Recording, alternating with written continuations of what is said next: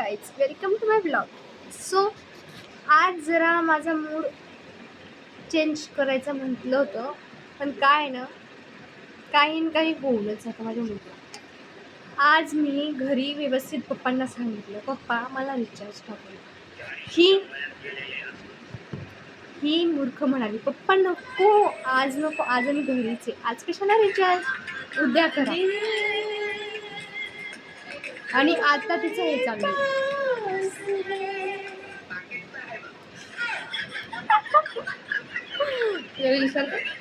बघा.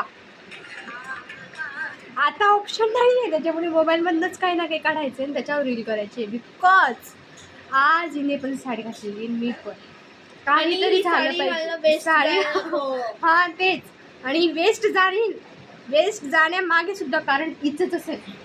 रिचार्ज टाकू नका. आज काही काम नाही.